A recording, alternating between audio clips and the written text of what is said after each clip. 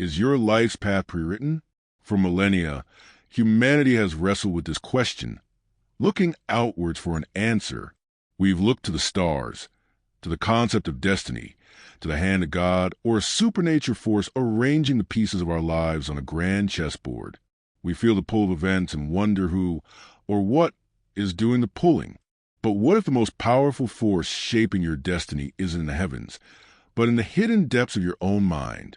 What if the fate you feel is actually a psychological pattern, an invisible script you follow without realizing you are its author? Think about it. Does any of this feel familiar? That recurring relationship pattern, where you find yourself dating the same person in a different body, leading to the same inevitable heartbreak. That invisible ceiling in your career, where the same anxieties or self-doubts emerge just as you're about to level up. That familiar brand of family drama that seems to replay with perfect precision at every holiday gathering. If you feel like you're living in a loop, you are not alone, and you are not imagining things. You are experiencing the direction of a powerful unseen guide. The great pioneer of depth psychology, Carl Jung, put it best. Until you make the unconscious conscious, it will direct your life and you will call it fate. This single, earth-shattering idea reframes the entire question. It suggests that the script isn't written by an external force. It's written internally, and the pen is in the hand of your own unconscious mind. The path to freedom, then, isn't about changing your stars, but about understanding your mind. The architect revealed, understanding the unconscious shadow. If your conscious mind, the part of you reading these words, making decisions and setting goals, is the captain on the bridge of your ship, then the unconscious is the vast, silent engine room that powers the entire vessel. It operates 95% of the machinery without the captain ever needing to intervene. This isn't just a philosophical idea. It's a neurological reality. Scientific studies estimate that a staggering up to 95% of our brain activity occurs beneath the waves of conscious thought. As the cognitive neuroscientist Dr. John Kilstrom highlights, most of our mental life goes on beneath the surface of conscious awareness. Within this vast unconscious realm, one of the most powerful and active players is what Jung called the shadow. The shadow is the psychological bag we've been carrying since birth. Into it, we place every part of ourselves we were taught to disown in order to fit in, be loved, or stay safe. It's the collection of all our rejected traits, impulses, and desires. But here's a crucial insight most people miss. The shadow isn't just the dark stuff we see in movie villains, rage, jealousy, greed, and selfishness. It also contains our golden shadow, the brilliant, powerful parts of ourselves we were taught to suppress. This could be your untapped creativity, dismissed as daydreaming in childhood, fierce assertiveness, shamed as being bossy or difficult, profound vulnerability, hidden away after being told to toughen up, blazing ambition, tamped down so as not to outshine others. Think of the shadow as a locked room in the house of your psyche. You might have lost the key long ago, but the resident inside hasn't gone anywhere, and the more you ignore it, the louder it bangs on the door, determined to be heard. The question is, how does it make itself known? The answer lies in the most fascinating and consequential of all psychological mechanisms, projection. The movie projector, how the shadow runs your life. So, if the shadow is locked away in the unconscious, how does it exert so much control? It does so through a fascinating and powerful psychological mechanism, projection. Imagine your mind is a movie projector. The film running through it is your own unconscious content, your hidden beliefs, fears, and disowned strengths. The outside world then becomes the screen. You believe you are watching an objective reality, but you are actually watching the movie from inside your own head played out in front of you. As a philosopher Anis Nin so elegantly stated, we don't see things as they are, we see them as we are. This isn't a metaphor. It's the operating manual for our daily experience. Projection is how the shadow ensures we are constantly interacting with it, whether we know it or not. In your relationships, projection is a secret engine of relational dynamics. That intense, almost chemical reaction you feel towards someone, positive or negative, is often a projection. That person you are instantly in awe of for their confidence and charisma, you are likely projecting your own golden shadow, the powerful, radiant self you were taught to dim down. The shadow shows up as through emotional triggers. If you feel a strong reaction to someone's confidence, for example, it could be a sign that you've buried your own desire to be confident. The coworker whose arrogance drives you mad, you may be projecting your own disowned ambition or a secret fear of being seen as arrogant yourself. We unconsciously cast the people in our lives to play the roles of our disowned parts. This is why we get stuck in patterns, choosing partners who force us to confront the very pieces of ourselves we try to abandon. In your emotional life, your strongest emotional reactions are signposts pointing directly to your shadow.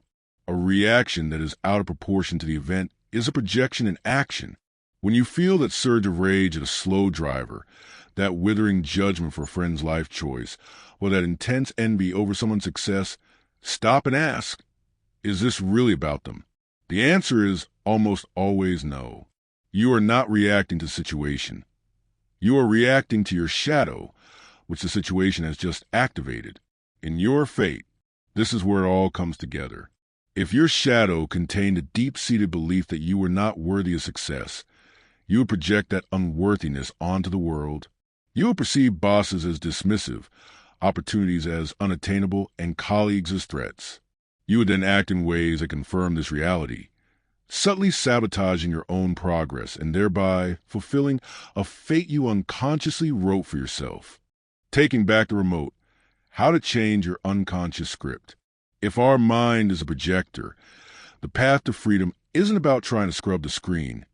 It's about changing the film. This is a courageous work of making the unconscious conscious. It is a process of self-reclamation, often called shadow work. It can be broken down into 3 powerful steps. Step 1. Notice the charge, the flashlight of awareness.